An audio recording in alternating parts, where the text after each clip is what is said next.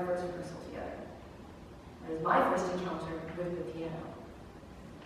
The other members of the trio stood in front of me in awe, but I got a little giddy, like a grown woman who's just bumped into an old crush. I had to stop myself from laughing out loud. I wanted to cry out, bet you never thought you'd end up this famous, but that would have been really inappropriate, even to myself. So I stayed calm, lifted the lid, and placed my hands on the yellow keys as if it were a little baby.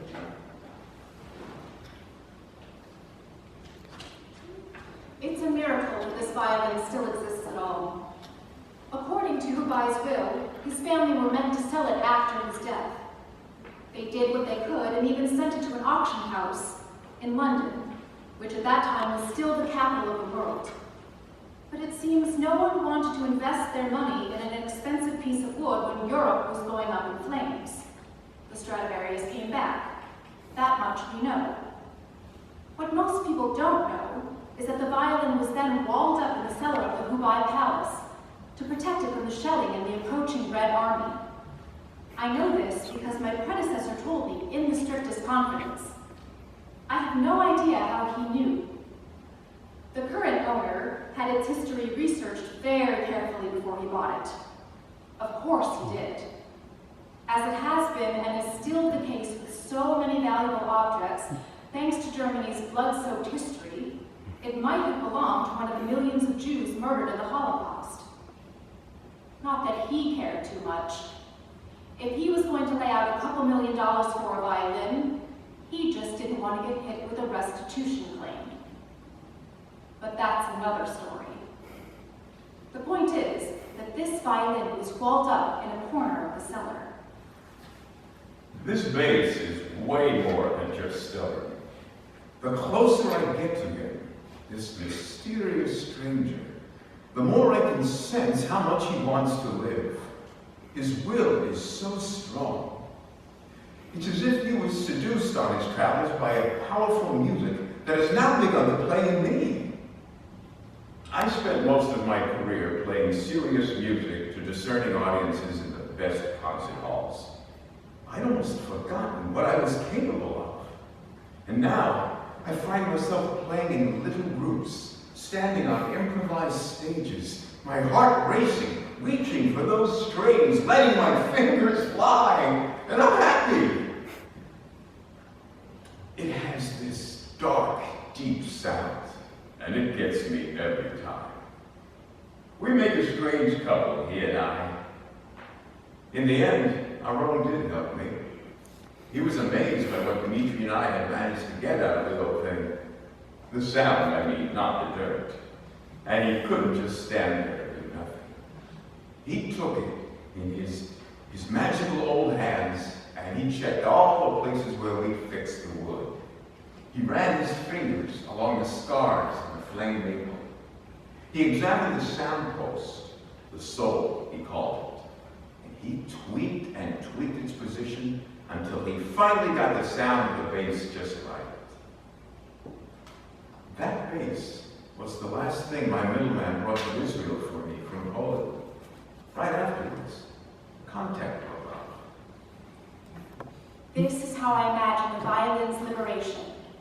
It's night, the middle of the night. First, it hears footsteps, then a cautious, gentle hammering. Finally, the wall caves in. There's this narrow beam of light. Two hands reach in and carefully lift the violin out of the hiding place in the wall which has protected it for so long. This hiding place had been its home for years and almost became its grave. The violin lay inside its wall, whilst outside, artillery blasted. Refugees sought shelter in the cellar. The Red Cross set up a base. German troops came and left. Then the Soviets, and then a bomb destroyed the east wing of the palace. And who knew about the existence of the violin? No more than a handful of people in the entire world. Hubai's eldest son must have known, and his wife, a Norwegian. They escaped to her family in Norway with their children. After the war was over, and before the communists came, who would do their utmost to purge Hubai's bourgeois aristocratic name from the collective memory. So it was Norway who came to the violin's rescue, in the middle of the night. Apparently, the liberator was a staffer from the Norwegian embassy in Budapest, a modest, unassuming young woman, a friend of the Hubais, and she took the violin out of the country, quietly and totally illegally. That's how it might have happened, and it might have been completely different. Are there traumatized places? Are there sacred places? The sacredness of a place has never stopped people from destroying it.